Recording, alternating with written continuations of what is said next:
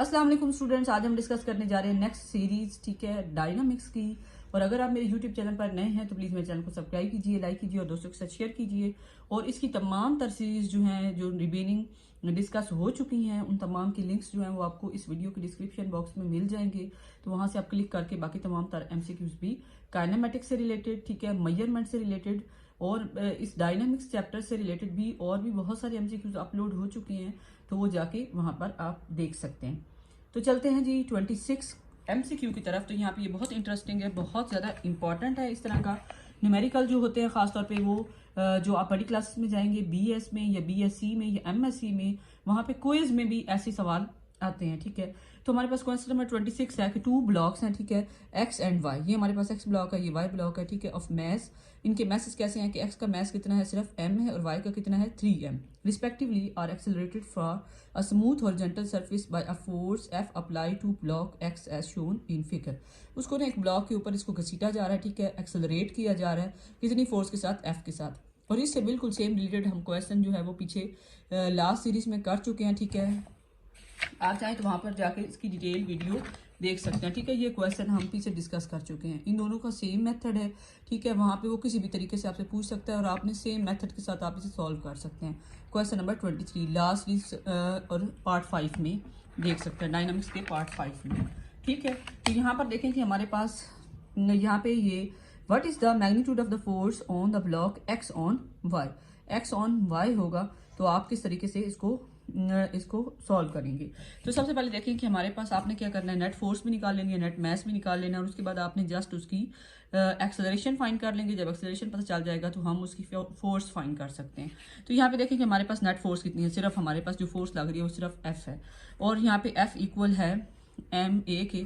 तो यहाँ पे देखें फोर्स F आ गई, मैस टोटल कितना है, मैस आपको पता है M है और 3M है, इंटू A आ जाएगा। ये हमारे पास कितना बन जाएगा, 4M इंटू AF, ठीक है। आप इसको डिवाइड करें, आपके पास एक्सेलरेशन की वैल्यू आ जाएगी F/4M। अब यहाँ पे देखें कि हमने फोर्स लग किस पर रही है, फोर्स ब्लॉक X से किस पर लग रही है, Y पे। तो आपने जिस पर लग रही है उसका मैस पुट कर देना है, दोबारा से यही फार्मूला लगा के MA के, ठीक है। अब F को रहने दें क्योंकि हमने F को फाइंड करना है। M हमारे पास अब वो आएगा जिस पर फोर्स लग रही होगी। यहाँ पे Y पे लग रही है तो हम Y की वैल्यू पुट कर देंगे। A की वैल्यू हमारे पास है F/, क्या है, 4M, ठीक है। M से कट जाएगा और ये हमारे पास कितनी आएगी, 3F/4, ठीक है। तो इसमें से हम करेक्ट ऑप्शन देख लेते हैं। करेक्ट ऑप्शन हमारे पास जी है D, 3F/4। उसके बाद हमारे पास द ट्रक शोन्स a situation just before a collision, ठीक है। ये हमारे पास देखिए एक लॉरी है और एक हमारे पास कार है। और लॉरी ऑफ मैस 20,000 kg, इसका मैस ये ऊपर डायग्राम पे सारा कुछ क्लियर बना हुआ है, ठीक है, कि 20 kg इसका मैस है। इसकी वेलोसिटी कितनी है, 20 मीटर पर सेकंड है। जो कार है उसका मैस कितना है, 900 kg, और उसकी स्पीड कितनी है, 330।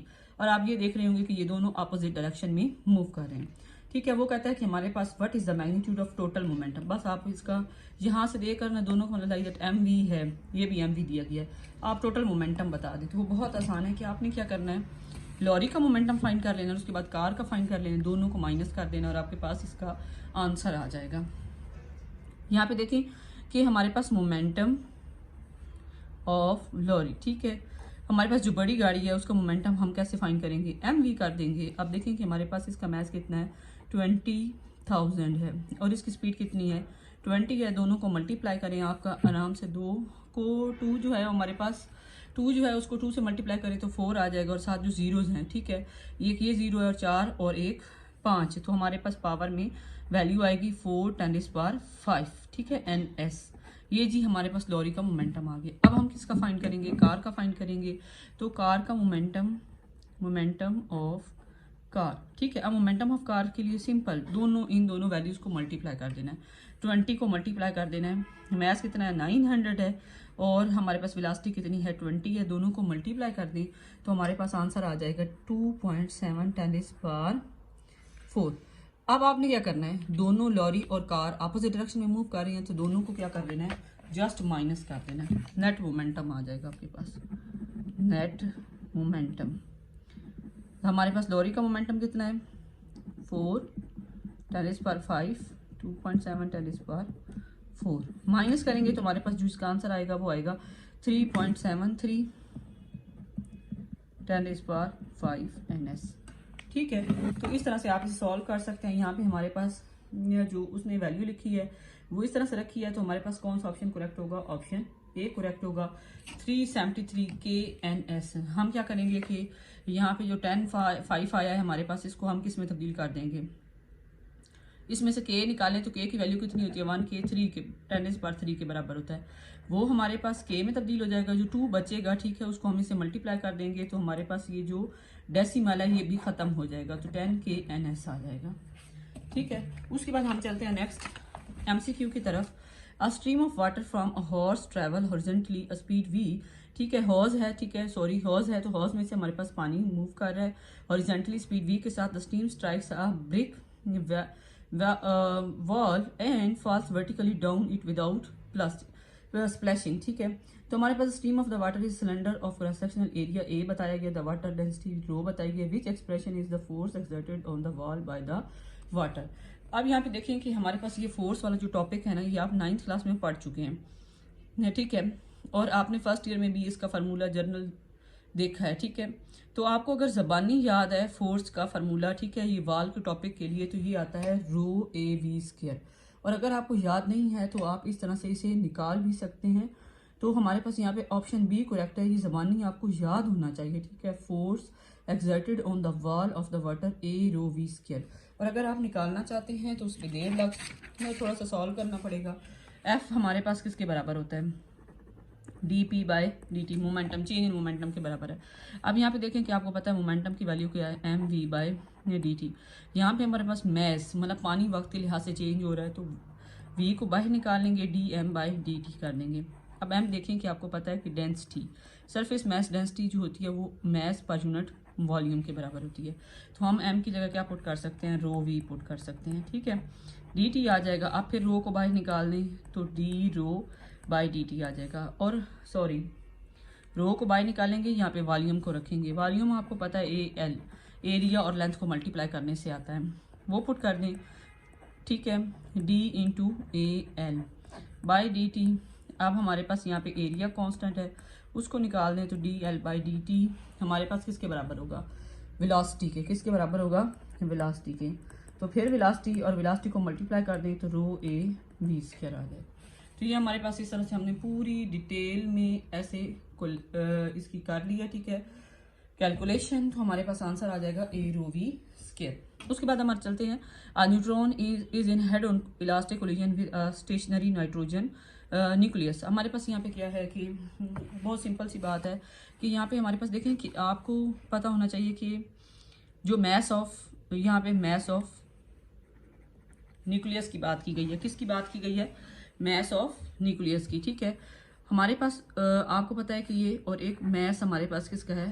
प्रोटॉन का। मैस ऑफ न्यूक्लियस जो होता है वो मैस ऑफ प्रोटॉन से 14 टाइम्स होता है। ठीक है, मैस ऑफ प्रोटॉन का 14 टाइम्स होता है। ये हमारे पास उसने हमें क्या बताया है कि neutron is head on collision with a stationary, ये मूव कर रहा है, ठीक है, किसी स्पीड के साथ, u के साथ, और ये हमारे पास क्या है? स्टेशनरी है। जब ये इसके साथ आके टकराएगा तो आफ्टर कोलिजन क्या होगा कि दोनों मूव करेंगे, mp मैस ऑफ प्रोटॉन भी मूव करेगा, mn, ठीक है, और मैस ऑफ नाइट्रोजन, ठीक है, ये vp स्पीड के साथ और ये किसके साथ? vn के साथ।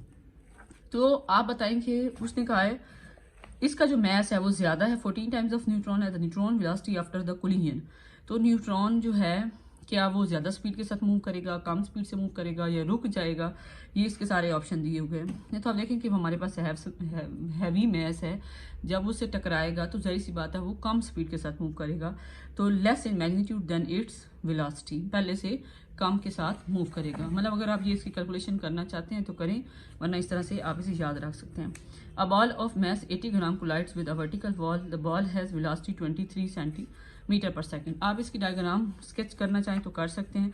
इस तरह से हम ये देखें, ये वॉल है, वॉल के साथ पानी बॉल आके टकराई है कितनी स्पीड के साथ? 23 मीटर पर सेकंड के साथ, ठीक है, और उसके बाद in horizontal after hitting the ball moves a velocity of 18। जाहिर सी बात है जब वो बॉल टकरा जाएगी दीवार से फिर वापस जाएगी कितनी स्पीड के साथ? 18 मीटर पर second in opposite direction. What is the impulse provided by the ball? वो हमने फाइंड, इम्पल्स आपको पता होता है कि मोमेंटम के बराबर है, ठीक है, तो हमारे पास इम्पल्स ऑफ द बॉल यहाँ पे हम क्या कर सकते हैं, इम्पल्स ऑफ बॉल इक्वल होगी इम्पल्स ऑफ बॉल। अब देखें कि बॉल जो है वो उससे अपोजिट डायरेक्शन में जा रही है, ठीक है, इस वजह से MV/MU कर देंगे, मतलब उसकी आने और जाने की स्पीड। अब यहाँ पे देखिए माइनस को अंदर मल्टीप्लाई कर दें, माइनस को, तो MU-MV आ जाएगा। अब हमारे पास m को कॉमन ले लें, U-V। m कितना है, जहरी सी बात है, बॉल है तो बॉल का मास कितना है, 80 ग्राम, और u उसकी जाने की स्पीड कितनी है, 18 है, ठीक है, और वापस आने की कितनी है, 23, मतलब फाइनल जो है वो 18 है, ठीक है, इनिशियल कितनी है 23, और इसके साथ माइनस आएगा क्योंकि ये अपोजिट डायरेक्शन में मूव कर रही है बॉल। दोनों को जमा कर देंगे, इसके साथ मल्टीप्लाई कर देंगे, हमारे पास जी फाइनल आंसर आ जाएगा 3.3 NS, ठीक है। और यहाँ पे हमसे बता सकते हैं कि हमारे पास 3.3 है, साथ माइनस है, ये शो कर रहा है कि ये लेफ्ट की तरफ मूव करेगी, किधर मूव करेगी, लेफ्ट। तो यहाँ पे कौन सा ऑप्शन ठीक होगा, ये वाला 3.3 NS in the direction away from the ball, ठीक है। आगे भी ये देखिए इम्पल्स हमारे पास चेंज इन मोमेंटम के बराबर होता है, हमने इम्पल्स फाइंड करना था तो ये फार्मूला यहाँ पर लगेगा डेल P, इस वजह से MV-MU लिखा है। ओके जी, अगर होप्स हो कि आपको बहुत अच्छी समझ आई और आपको इससे बहुत फ़ायदा मिल रहा होगा, ठीक है। इंशाल्लाह नेक्स्ट सीरीज़ में मिलते हैं।